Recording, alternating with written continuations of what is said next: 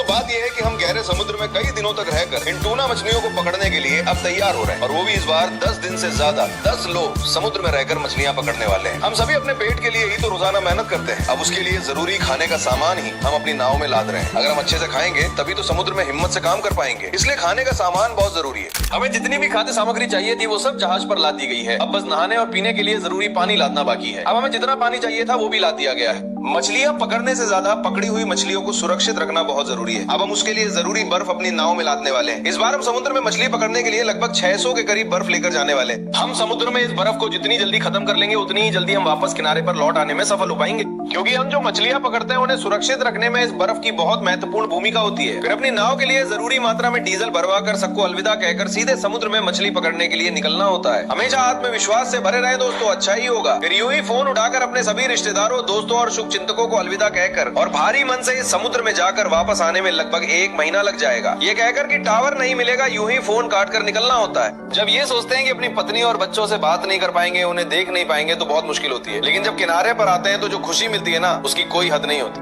हम तूतीकोरिन के दरवे एक लुमसा मछली पकड़ने जा रहे हैं, इसलिए हम हमेशा इन द्वीपों और जहाजों के बंदरगाहों को पार करके जाते हैं। और ऐसे ही जाते हुए देखिए हमारी एक इंडियन कोस्ट गार्ड वेसल जा रही है। और आज दोपहर के खाने में चिकन ग्रेवी बनी थी, उसे हमने जी भरकर खाया। शाम के समय देखिए समुद्र कैसा दिख रहा है, एकदम लालिमा लिए हुए। देखने में मौसम बहुत ही खूबसूरत लग रहा था। फिर अगले दिन समुद्र में एक तैरता हुआ टुकड़ा मिला। उस तैरते हुए टुकड़े में हमें एक खूबसूरत परला मछली मिल गई।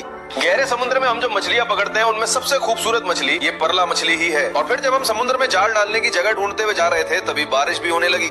देखिए आज आसपास का मौसम कैसा है, अभी हल्की बारिश जैसा लग रहा है। हमें जाल डालने की जगह तक पहुंचने में लगभग 4 दिन लग गए। 4 दिनों के बाद इस उम्मीद में कि आज हमें समुद्र में बहुत सारी टूना मछलियां मिलेंगी, हम अभी समुद्र में जाल डाल रहे हैं। टूना मछलियां बहुत गहरे समुद्री इलाकों में रहती हैं, इसलिए हम लगभग 4 दिन यात्रा करके इस जगह पर आए हैं। अभी शाम के 6 बजे हैं। इस समय समुद्र के ऊपर आसमान कितना लाल और खूबसूरत दिख रहा है, देखा आपने? और फिर समुद्र में जाल डालने के बाद देखिए रात के खाने में हम क्या खा रहे हैं, रसम और ऑमलेट और हमारी इंडियन ओशन की मछली फ्राई। यही है जिसे हम सब मिलकर खाने वाले हैं। समुद्र पर रात का खाना हमेशा एक साथ ही होता है, बाकी समय में काम होने की वजह से तो अब एक साथ नहीं खा पाते। बस इस रात को ही सब एक साथ खाना खाते हैं।